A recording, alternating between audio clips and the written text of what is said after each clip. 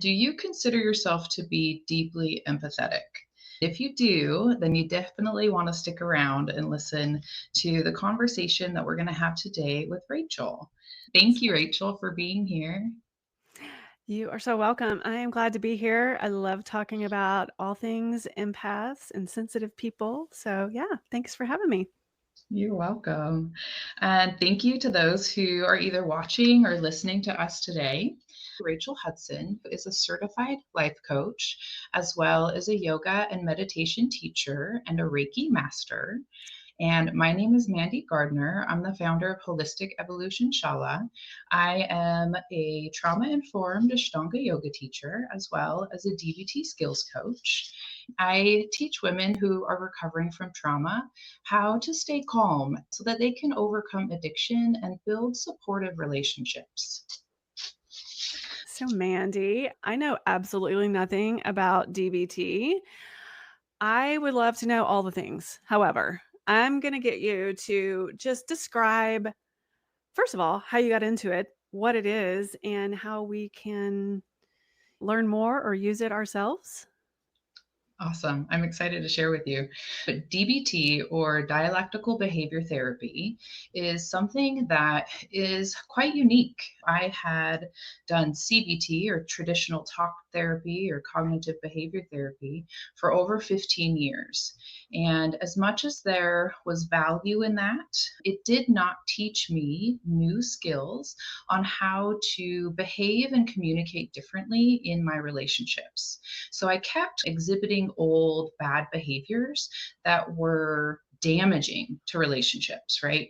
So, backing up a little bit, the reason that I found dialectical behavior therapy was because 4 years ago, I found out that my mom is diagnosed borderline personality disorder. And I'm the oldest of five in my family. And having a mom that suffered a really life changing mental health disorder, it really impacted our family. It really impacted me. Essentially, what BPD is, and I do actually think that's a terrible name for the I diagnoses. know. And as much as diagnoses can be very helpful, I also think that they can be a hindrance, because I don't think Like a we stigma, necessarily, maybe. Yeah. yeah, we don't need to be stuck into it either. Supposedly, according in the world of psychology, BPD, or borderline personality disorder, is not curable. But that has not been my experience. When I was co hosting courses, the gentleman that I co hosted and taught the courses with, his daughter was diagnosed borderline personality disorder. But after 2 years of DBT, or dialectical behavior therapy, she no longer had the characteristics of BPD. So she no longer was a candidate. And so, even though in the world of psychology they say it's not curable, I totally disagree. But let me just Wow. say, I'm not a therapist. I am a person who grew up with trauma that manifested into symptoms of complex PTSD as an adult. A lot of that came from having a mom who experienced a lot of childhood trauma, and it made her an emotional burn victim. And so she's always just under the surface, about to emotionally dysregulate, right? It's really difficult for her to stay grounded and to stay calm. And unfortunately, because of the trauma that she's experienced, she has this deep fear of abandonment. And because of this deep fear of abandonment, she will actually abandon others first. And so it makes her behaviors quite hurtful. And so, for being in a close relationship, either a family relationship or like a partner relationship with someone who struggles with this, my heart goes out to you, because it's a challenging thing. But I do know that there is hope and there are skills, and this can be approached and helped in such a beautiful way. Even though I have never been diagnosed with borderline personality disorder, I definitely had some of the similar symptoms, right? Like, I was raised by a mom who had all nine of the characteristics. And so, unfortunately, she's my main caregiver. I learned my beliefs from, right? Like, that men aren't trustworthy, that people are going to abandon you first. So you need to abandon them before they have a chance to do it, right? And Mm. these are all really bad beliefs, right? Like, they're really damaging, and they're not going to create a healthy relationship if you believe these things, right? So, anyway, learning that she struggled with this and knowing that ultimately all I can do is learn myself, I enrolled in a program that is where I learned the dialectical behavior therapy skills. And because they were so transformative in my life, I began to volunteer and co host and teach for the nonprofit organization that taught me them originally. Oh, And they're wow. so powerful, life changing. And obviously, an 8 week or 10 week or 12-week course is not going to change your life like that. But what it is going to do is it's going to offer you some skills, some tools that you can then go into the world and have this tool belt of skills that you can communicate differently, take care of yourself in a different way so you can stay more emotionally regulated.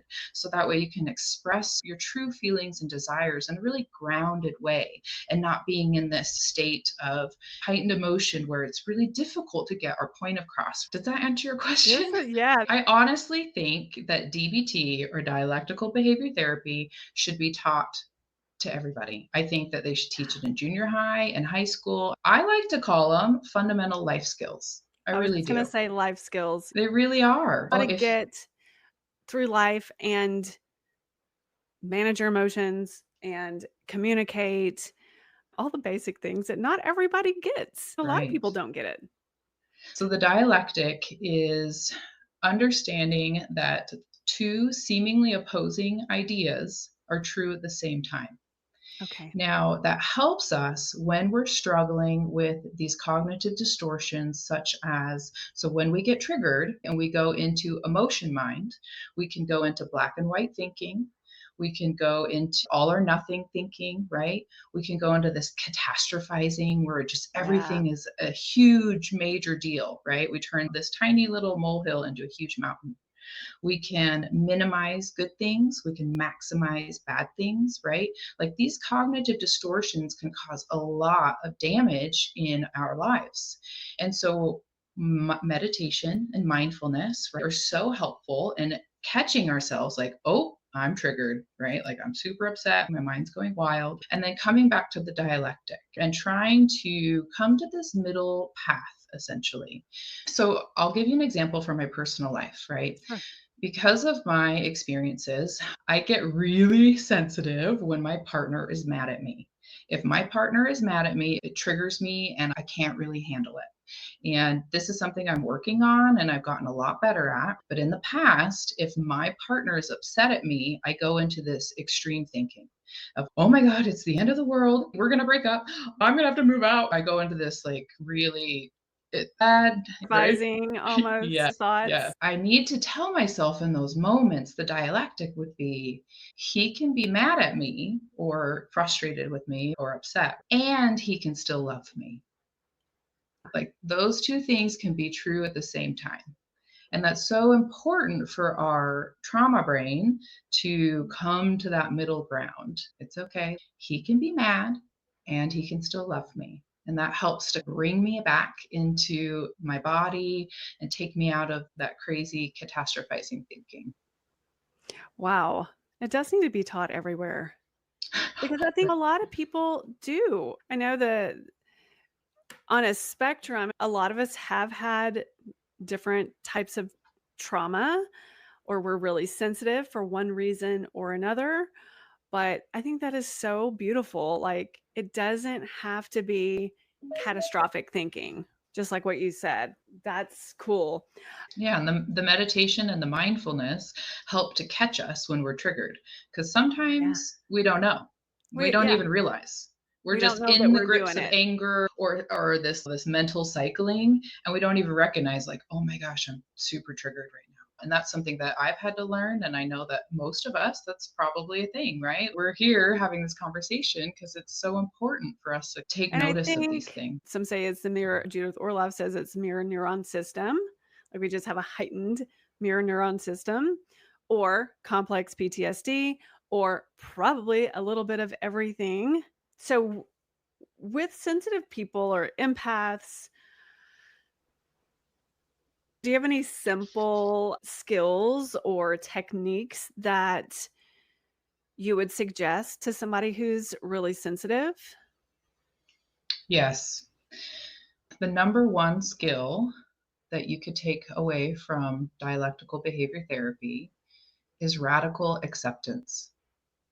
Ooh, And that one is a big one, yeah. right?